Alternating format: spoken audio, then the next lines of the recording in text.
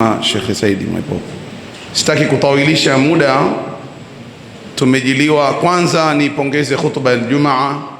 Alhamdulillah, ina kaida ilivyo, tunapenda khutba ikishasimama Ijumaa watu waondoke nayo ile kichwani, kuongeza vitu wasipendi, labda litokea dharura, ili watu wachukue ule ujumbe wenyewe Ijumaa wakaufanyie kazi. Mwenyezi Mungu atatubariki insha Allah. Tarikhi ya Isa bin Maryam imepatikana, lakini mbele yetu tuna ndugu zetu ambao ni wahadhiri wakubwa, tupate muda tumsikilize. Ana ujumbe anataka kutufikishia ndugu yetu Sheikh Saidi Mwaipopo.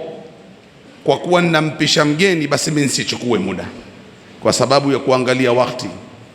Nikupishe Sheikh Saidi Mwaipopo, ushike spika ya mtoro, uzungumze na waumini hawa kwa kiasi Mwenyezi Mungu atakachowafikisha insha Allah. Assalamu alaikum warahmatullahi wabarakatuh.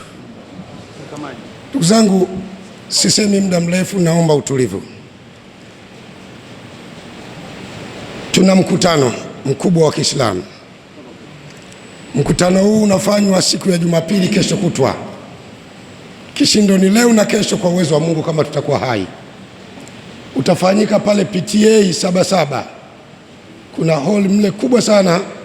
Tutaanza mkutano huu saa 2 asubuhi mpaka saa 8 mchana. Eneo liko safi, mkutano umeshakamilika kila kitu, wasemaji wapo. Nizungumza kitu kidogo ili mnielewe kwa nini tunafanya mkutano huu. Kwa lugha nyingine, muhadhara.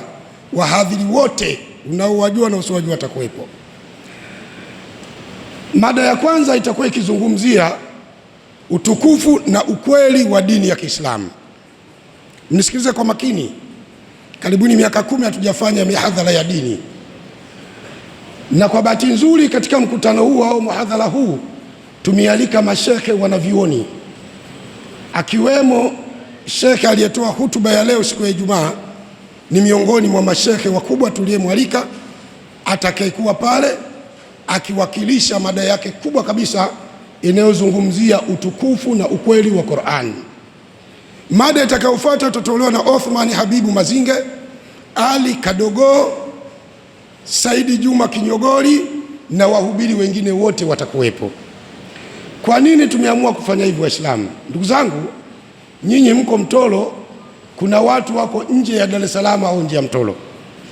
Maneno aliyosema shekhe kuhusu Isa bin Maryam, ambaye watu leo wamepoteza gharama ya mamilioni ya shilingi, wenye kununua maguo, wenye kufanya vichinjo, wenye kuandaa karamu za aina mbalimbali. Leo wameandaa karamu na Waislamu wengine wamealikwa, wamepewa mwaliko na kadi, wanakwenda kushiriki. Sasa hao wanaoshiriki, msifikiri wanashiriki kwa kiburi tu, hapana. Kuna Waislamu hawajui maneno aliyozungumza shekhe.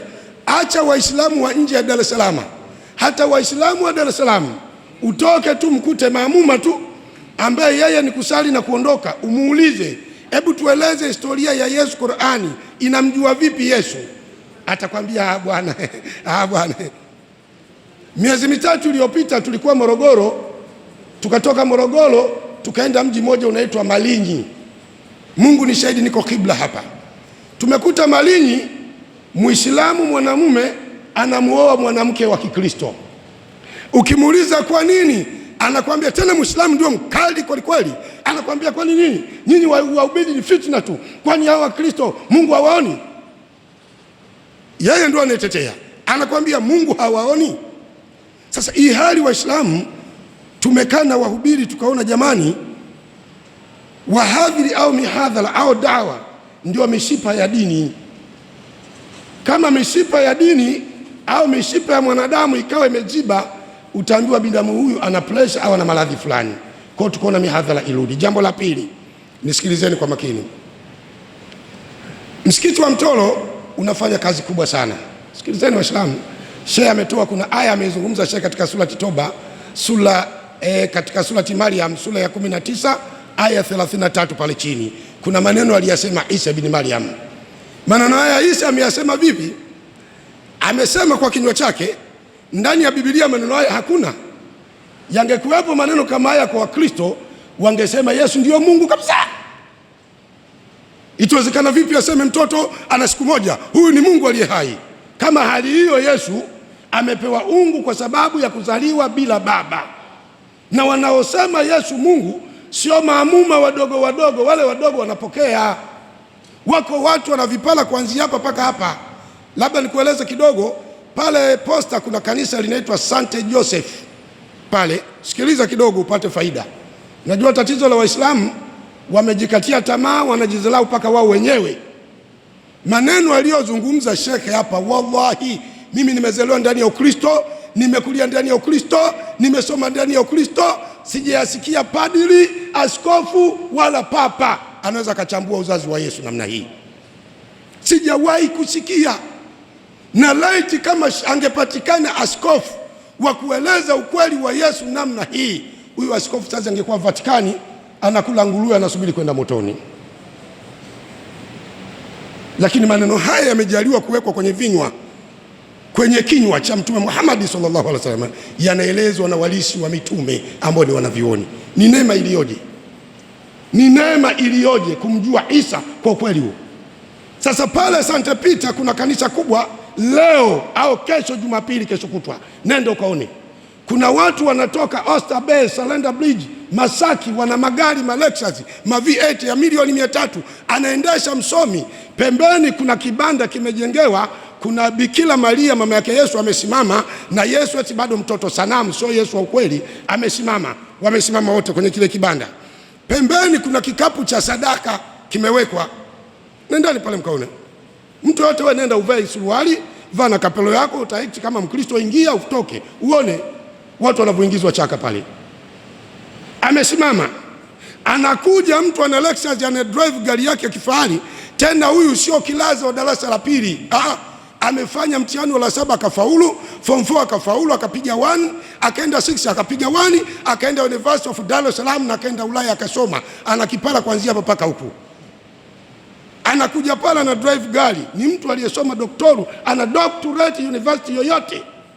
Anakwenda na drive gari, akifika pale anapaki gari pembeni, anakwenda kwenye sanamu ya Bikira Maria. Anakwenda anasema hivi, sikiliza. Akifika anasimama sawa na Bikira Maria. Anasema kwa jina la Baba na Mwana na Roho Mtakatifu, amina. Salamu Maria, umebarikiwa, Bwana yu nawe. Maria mtakatifu, mama wa Mungu, umebarikiwa kuliko wanawake wote. Yani ile sanamu imebarikiwa kuliko hata mama yake yeye mzazi. Anasema Maria mtakatifu, mama wa Mungu, utuombee sisi wakosefu. Anakiri yeye ana makosa, ile sanamu imeombea kwa Mungu. Alafu anatoa shilingi 50,000 kwenye mfuko, anaweka, alafu anaondoka taratibu kwa nidhamu, huku ananyata isionekana anampigia kelele mama wa mkombozi Yesu Kristo. Sasa niwaulizeni kwa akili ya kawaida, paloko hapo anaangalia zikijana kuja anachukua na mimina, pala usiku anarudisha kikapu. Nikuulize kwa akili haraka haraka tu, huyu mtu ana akili au hana akili? Majununi au mzima huyu? Ana akili? Waislamu, angekuwa chizi angeendesha Lexus, si angegonga? Huyu mzima, ila ana imani bila elimu. Imani bila elimu ndio anayo huyu, katengenezwa na akaamini hivyo. Sasa katika Uislamu, dini ya Kiislamu ni dini ya hoja, na ndio sababu Mungu akawataka Waislamu wasome. Na kwa bahati nzuri elimu haziwezi kufanana, watu wote wakawa na elimu moja hata kama watasoma. Na ndio sababu kuna watu Mungu amewafadhilisha wana elimu ya juu zaidi, wakaitwa wana wa vioni, kama hawa waliotupa historia ya ukweli wa Isa bin Maryam ndani ya Injili, ndani ya Torati, ndani ya vitabu vyote. Mswalieni mtu Muislamu. Sasa kwa bahati nzuri msikiti wa Mtoro unafanya kazi kubwa ya kutoa huduma kubwa pale Ocean Road. Kuna watu wana maradhi mazito sana Waislamu. Tuseme alhamdulillah, tumshukuru Mwenyezi Mungu kutupa neema sisi kusali siku ya Ijumaa, kutupa neema ya kuwa Waislamu. Nitakupa mfano mmoja, simtaji kwa jina. Kuna bilionea mmoja amekufa juzi, yeye wamechoma moto. Hebu fikiria wewe Muislamu, Mungu kakujalia kujua Uislamu kwa ni dini, lakini juzi kuna multi-billionaire. Kuna rafiki yangu alikuwa anafanya kazi kwake, wallahi anasema shekhe, huyo bwana alikuwa anafanya kazi na daktari yuko pembeni. Anafanya kazi, daktari yuko pembeni, namna gani anavyokimbia kifo. Lakini imefika wakati Mungu kachukua, na watu wakafunga, wakaweka kwenye kuni, wakapiga moto. Sisi kosa, Mungu kosa, basi Mungu pata jivu. Lakini wewe Muislamu, Mungu amekujalia, kakupa elimu ya wastani, kakupa kipato cha wastani, ukajua Mungu ni mmoja na Muhammad ni mtume. Hivi ni heri iliyojua tukufu wa Kiislamu. Sasa nimalize na kusema hapa kuna utaratibu wa sadaka. Ingekuwa naomba nipate sadaka inshallah kwa ajili ya Mwenyezi Mungu Subhanahu wa Ta'ala. Allahu akbar, takbir. Naomba tuje nipate shilingi milioni 1, itapatikana kwa uwezo wa Mwenyezi Mungu Subhanahu wa Ta'ala. Naomba mje nipate shilingi milioni 1 ipatikane hapa. Tuje Waislamu, hizo ulizopata ndio za kwako inshallah. Takbir. Hicho unachoweka sio cha kwako, unachotoa ndio cha kwako. Sasa wewe fikiria kama bilionea ametangulia mbele ya haki, amechomwa moto, ina maana hata Mungu hana, mtume hana, wewe una Mungu na mtume. Kwa nini nafsi yako isiwe nyepesi, isiwe laini, isiwe sahihi katika dini? Ukiombwa shilingi 10,000 unaona kama umepewa mzigo wa matatizo. Waislamu tufike sehemu tubadilike. Msikiti huu wa Mtoro kwa ukubwa ulionao, ingelikuwa mfano kama ndio Wakristo wanajaa ndani ya kanisa hivi, kila siku hapa ingepatikana shilingi milioni 6, hata milioni 20, wallahi ingepatikana. Lakini jambo la kushangaza, Waislamu kila Ijumaa hawana, kila Ijumaa, lakini wana kanzu nzuri za gharama. Sasa kwa nini hao watu hawana? Kwa hiyo tulete sadaka hapa, kuwapa maskini, kuwapa watu wenye dhiki. Asante mwanangu. Kuwapa watu wenye shida hakuna, ila mtu atafilisika kwa maasi, zina, ulevi, ndio vinaweza vikakufilisi. Lakini katika historia, naam inshallah, nafikiri kila aliyetoa Mwenyezi Mungu amfanyie wepesi, yule ambaye hana basi Mwenyezi Mungu akamjalia kupata riziki ya halali inshallah. Taachia maiki mashekhe waje, katibu waje afanye dua inshallah kwa sababu ya sadaka waliotoa. Niwashukuru sana mashekhe na viongozi wa msikiti wa Mtoro. Wa hadha, assalamu alaikum wa rahmatullahi wa barakatuh. Assalamu alaikum wa rahmatullahi wa barakatuh.